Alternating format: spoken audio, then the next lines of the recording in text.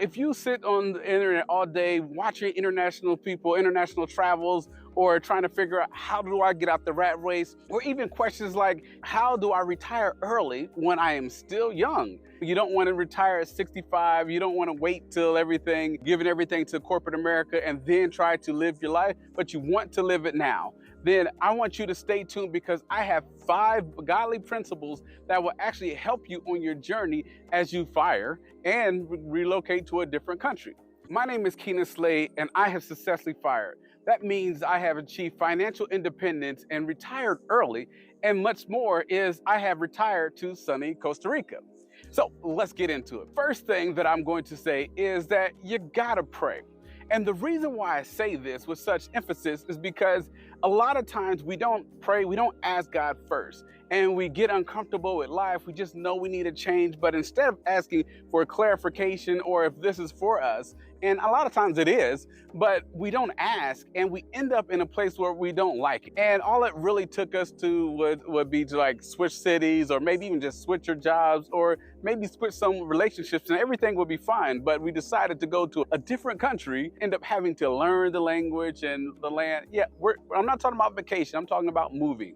And so before you do any big life decisions, such as relocating to a different country, whether that be Costa Rica, Philippines, or any other good destination, then you want to actually pray first and ask, is this for you? Because honestly, it's not for everybody. And you have to be willing to adapt, listen, and to be able to be obedient to what the Lord has for you.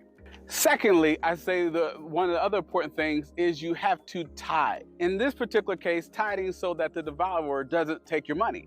Because a lot of times when you're doing these big excursions or you're planning them out, if you're not tithing, then the Bible says that, your money is protected from the devourer. But if it's not being protected, then every time that you make an investment to fire or to relocate, something's going to happen. There's going to be a problem with your car, you're going to have a problem with your house, or this unexpected thing comes up. And so you want to be able to tithe. And honestly, it's very good, even if you're not a Christian, but to tithe, because honestly, it does help your tax situation.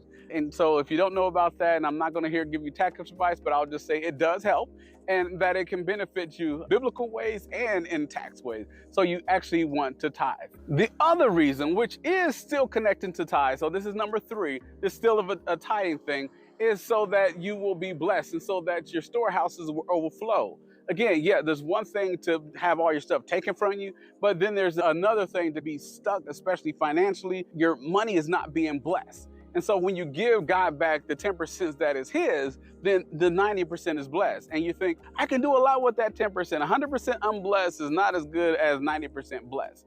And so it definitely comes in as a key factor when you're trying to fire. Again, financial independence, you need your money blessed to actually work for you. And when you're moving to a country like this, like Costa Rica, for example, you want to be able to have your money blessed so that you are wise about what you do. Because honestly, Costa Rica is not the cheapest place in the world, and it can get a lot more expensive if it's not blessed. If you're not being blessed to find the right people and the right deals that you need, or other options that maybe you don't think about, because the United States and Costa Rica, they're completely 2 different countries, all have their benefits, but there's things that operate differently. You don't just go to any country and assume that it's going to be the United States wherever that's at. No, things operate differently, and so you want that blessing to follow you. Before we get into step 4, I want you guys to click on the bottom for more tips that'll actually help you get godly principles and help you walk, this walk as you actually try to fire, as you try to move to a different country, because you want to have your spiritual life sound before you just pick up and move, because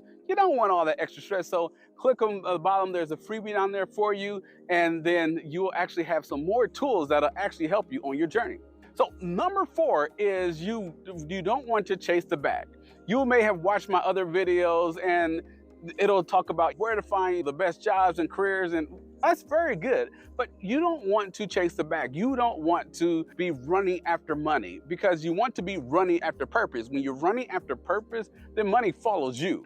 But if you're running after money and it's not where you're supposed to be, you're like, oh, this job pays more, or this investment pays more. No, I didn't pray about it. No, I didn't seek any advice or anything like that. Then you end up finding yourself in a bad place. You may even move to a different country because they have better tax brackets or things like that, and you're chasing the money still, but you'll find that you don't have happiness.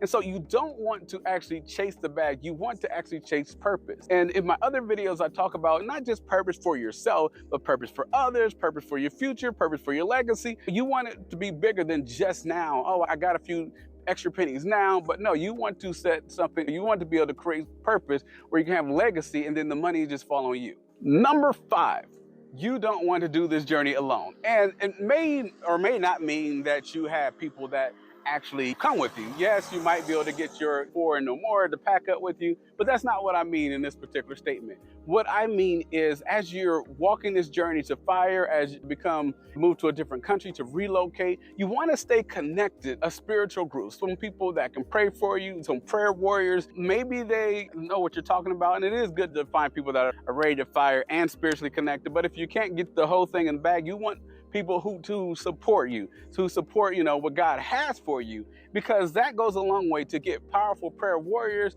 along this journey as you begin to fire and move to a different country. Because moving to a different country is not like the vacation. Moving to a different place is definitely not like the vacation. When you're on vacation, you're sitting on the beach, you're drinking whatever you're drinking, eating food, and people are coming to you. And even if the land is not of your language, they all happen to speak English. But when you're living somewhere, such as Costa Rica, the majority of people speak Spanish, which means it's harder to have connections. And even when you go to church, it takes some time to get adjusted. You're like, I kind of know the song, I know the rhythm of the song, to sing along. And so you need a support system that's praying, that's helping you advance what you're supposed to be doing for God. So you don't want to do it alone. You want to connect to your sources. And as you get established local, you want to, again, establish a local community as well. And of course, since we're talking about believers and Christians, I do recommend the church. A church is a very good place because honestly, you've already got, if one part, you all are following after Christ. And so even though there might be a language barrier, you're still following the same direction. And so you begin to see the same people because they're there every Sunday, and you can start to build relationship. This works a lot better than ending up in a tourist town where people are coming and going, or people only speak English and you live in a country that doesn't speak the language. Then you want to find something that actually unites you. And so that's why you don't do it alone. Like I said, there's a freebie link that'll help you out even more. If you like this video, I want you to like, comment, and subscribe.